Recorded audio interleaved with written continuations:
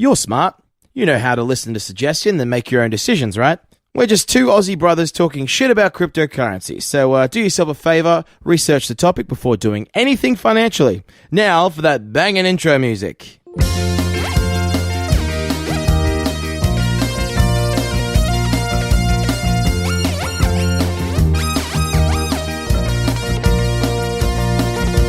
Welcome to WTF is Crypto Space. I'm Brett.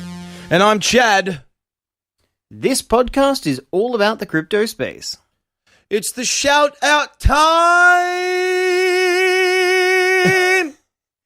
Love your intro, Chaddles. So, this was a huge week. I think there's been a lot more USA-centric stuff this week, Chaddles. Yes. We've had a couple of Canadian places come in. But Hey. LA. Yeah. Yes. That's pretty cool. I forget, is Silicon Valley in LA? Let me have a look. Because again, I don't know the map. I know there's 50 states. I couldn't name all of them. No, and it's somewhere else. I just want to, there's one more I want to shout out to because I don't know that they'll get on the list too often.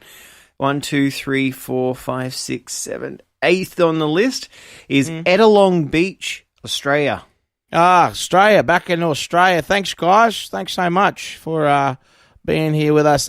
So today's topic is atomic swaps, how the Lightning Network extends to altcoins. The second topic is it's Bitcoin against the world until the atomic swap. Then does Metcalfe, that's right? Metcalfe? That's it, Chad. Yep. Does Metcalfe's law aptly describe Bitcoin's value? Lastly, it's a maths problem. Mathematical proof that the Lightning Network can't be decentralized Bitcoin scaling solution. So this is all those action-packed, are words. so let's cruise through it, Chaddles. Yes, let's go. And go. Okay, so where we're starting off with atomic swaps and the Lightning Network. Now, Yes. look, this article was from the beginning of the year. And the reason I'm going back to it is because the good things are just sort of sit there. They don't always get the love and attention as some of these big news items until suddenly it's topical. And now it's topical. Well, here's the thing. It's squeaky wheel gets the most oil. So Exactly. now it's worried about. So tell me about what is happening. Okay, so naturally we've had in this last sort of 6 to 8 weeks, we've had some really good information come out from Litecoin and its connection to Bitcoin, its connection to Decred, its connection to Vertcoin, using atomic swaps as a tool. Now, the big thing here is that if you are on the Bitcoin protocol or you have some sort of crossover between the two protocols, then you will be able to more easily use atomic swaps. Now, we're not going too much into this. We'll link back to one of our previous podcasts about this one. Yep. But the thing is that you'll find that Bitcoin to Bitcoin payments will become cheaper. Good. There is not that they were expensive, not that they're over the top, but they are a percentage of a thing. And when that percentage goes up, I was like, percentage stays the same. So when the price goes up, the percentage is still. Look, I think the big thing about as we sort of go through this is that the Lightning Network will open up some similar sharing of properties with some of these coins. Right. And it means that Bitcoin, which is like your investment, if you will, your long-term investment, it may not be the currency you want to transact in. That's the thing I was going to say. Is it going to be, it's the gold standard. Yes, we've talked about this, but does that not mean that other coins are going to start being more prolific in their adoption of moving between two and I agree, Chad. I mean, you look at some countries, they prefer certain coins like because the code base that's similar. You've got Litecoin, Dogecoin, Zcash even. The French love the Dogecoin because it's Lachat. I love the Doge. I love the Doge too. Everybody loves Dogecoin. But the thing is again, as I said, I think it was a week ago, one of the previous podcasts, it's about 0.04 US cents. It might have gone up to 0.05 US cents. Still very cheap. And that's the kind of thing, like if you were going to move, say, $1, that means that's 20 Doge coins. But when you start using this more frequently, it starts to become more a part of POS, point of sale systems, and that kind of stuff, the atomic swap is going to increase that value and increase the using. So then the next article on WireX, right, is talking about Bitcoin has been basically on its own. No one's really liked it until atomic swap, essentially. Is that what it's saying? Exactly. And so now we've got the Lightning, we've got the connection between the two, okay? Mm-hmm. Charlie Lee's been putting out a lot of information about where he's at. But the connection between these and Decred as well. Litecoin obviously has a really, good first mover advantage for the most point. However, tucked away in our corner, in our favorite part of a spot in our hearts, is Vertcoin. Vertcoin this week had gone up like crazy. Like it went up. Ether went up, but obviously percentage-wise. Pretty sure we mentioned something about that last week. Yeah, I think it was last week or the week before. I don't know. 35% since. I don't know. It's just crazy, Chad. And but like this.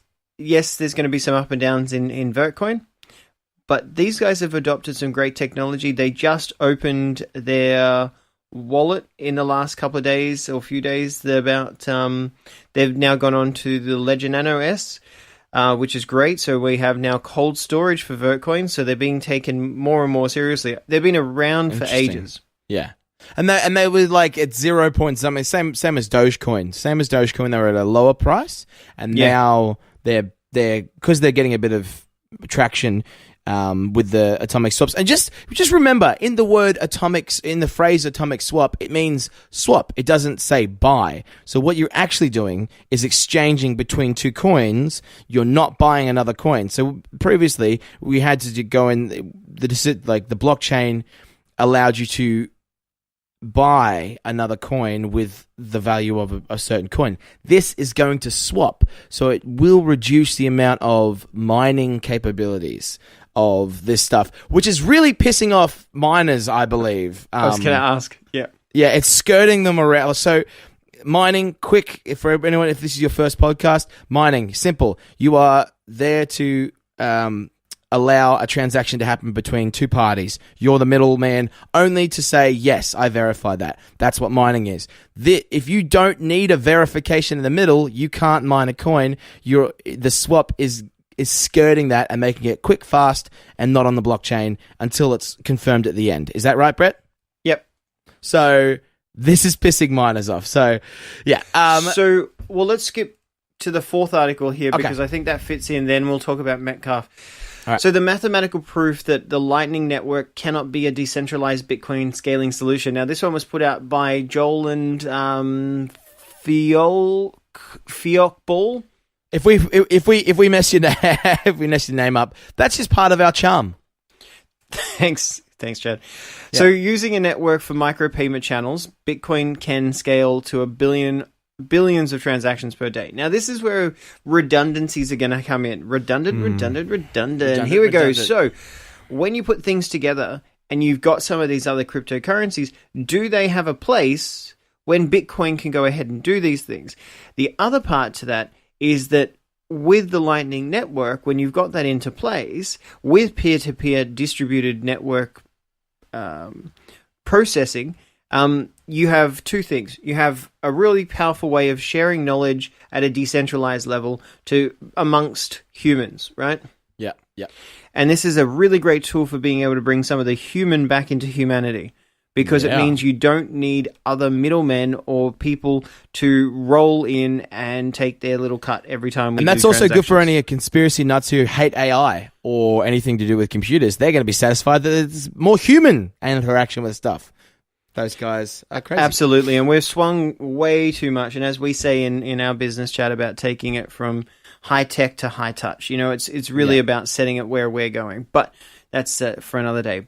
So, look, with the Lightning Network, the hardest thing about this is that when you open up a payment channel on the Lightning Network, and Alice and Bob, which everybody uses as why is Alice and Bob? ABC, someone's mum and dad were named Alice and Bob, and they apparently got divorced and had to exchange money because this is bullshit. All I see is Alice and Bob. Chad, some whitey wrote it. Yeah, of course. It's not like the thing is, Luisha and there's someone a really else. good. Oh, hang on, just a side note, right? There's this really great Indian fella. He's so funny. I'll have to grab his YouTube and I'll put it down in the comments below. He has such a funny channel, but it's called Minority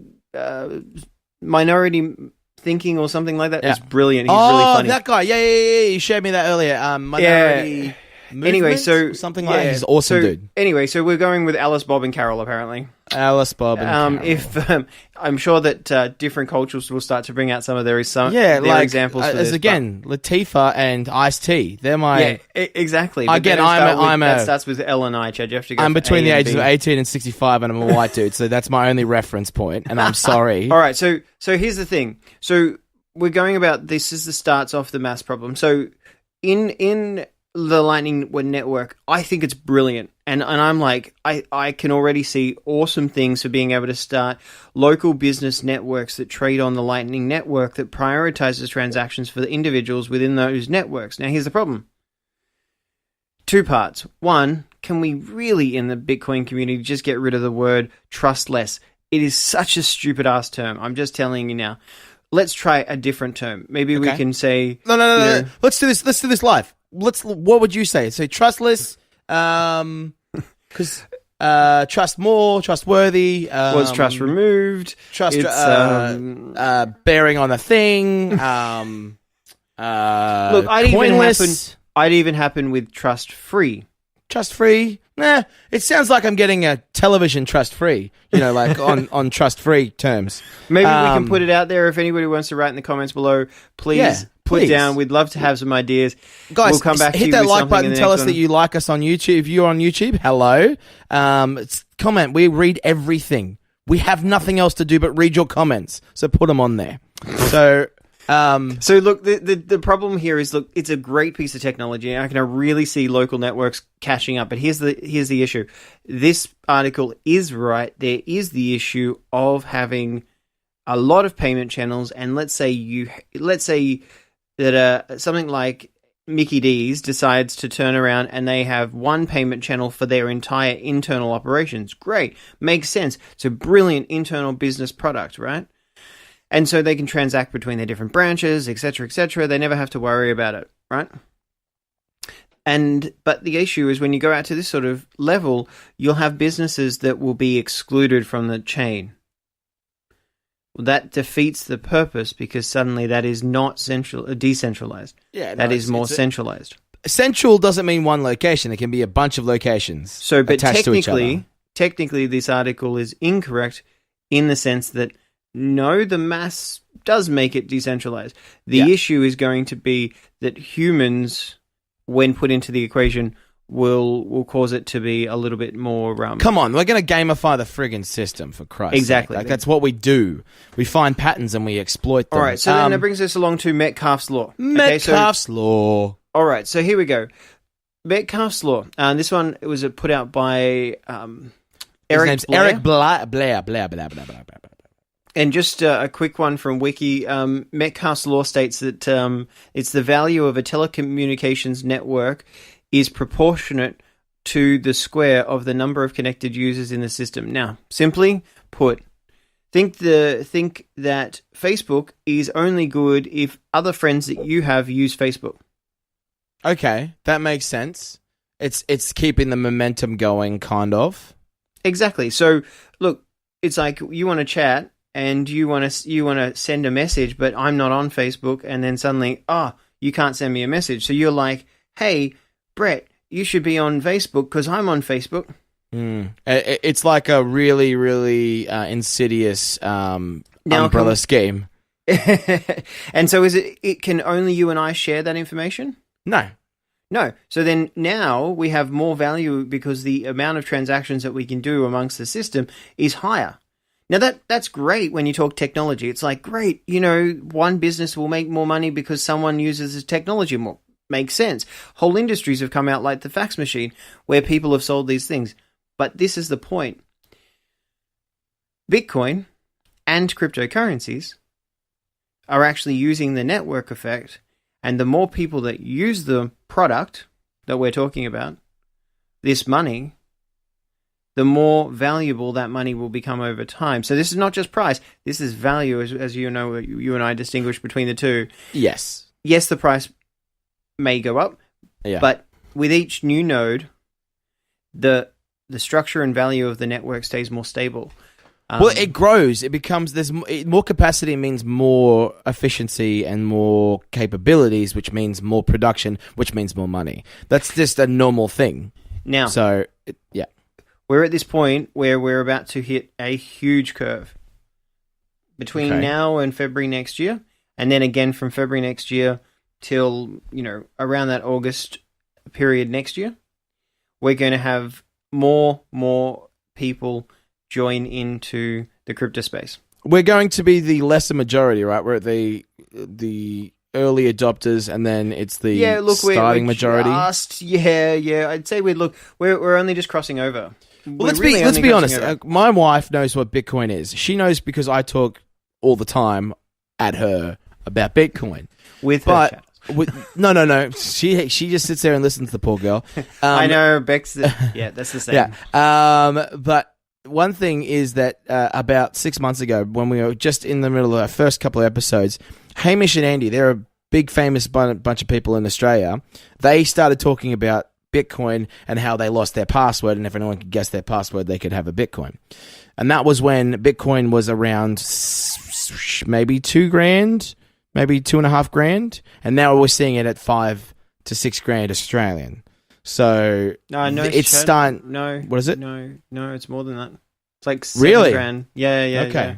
So I was underestimating this time instead of overestimating, like last time where I was saying China was through 3 billion instead of 1.397 billion. Well, that is interesting stuff. Do you have anything else to add this week about any of this stuff? Guys, remember, you can talk to us. We love talking to you. If you want to get onto our Facebook group, go over to CryptoSpace, search CryptoSpace. Or hashtag CryptoSpace. We're also on Twitter at, what is it, Brett? WTF? WTF CryptoSpace. WTF So, guys, please, we want to talk to you. We want to find your questions because we want to talk about what you want to hear about. We want to discuss it. We want to do the research for you guys. So please go over there, communicate with us, say hi. There's a bunch of people that are in the same boat that you are that might, if you don't know what's happening or you're just starting out, there's a bunch of people in the group that are the same. So go find Crypto Space on Facebook or WTF Crypto Space on Twitter. We run that. We look at that all the time. Also, if you're on YouTube, guys, just add a comment on, like the thing, share this with someone. Hit that subscribe button. Hit that subscribe button. Whack it with all your might. Or your click finger, whichever you want. Just, if you want to use your mouse again, probably don't whack it. But we want to talk to you guys because this is a group that we're learning at the same time. This is an evolving technology. We want to hear you guys and we want to talk to you. Is there anything else we need to mention this week, Brett? You got it, Chad. No, all sorted. Well, guys, thanks so much for listening. Like us once and comment in that box if you're on YouTube. Also, click that subscribe button to get this podcast in your podcast feed every Wednesday, 9 a.m. Australian Eastern Standard Time. But until next time, I'm Chad. And I'm Brett. Guys, let's get excited about the crypto space. The transition has begun. Do, do, do, do, do, do, do, do.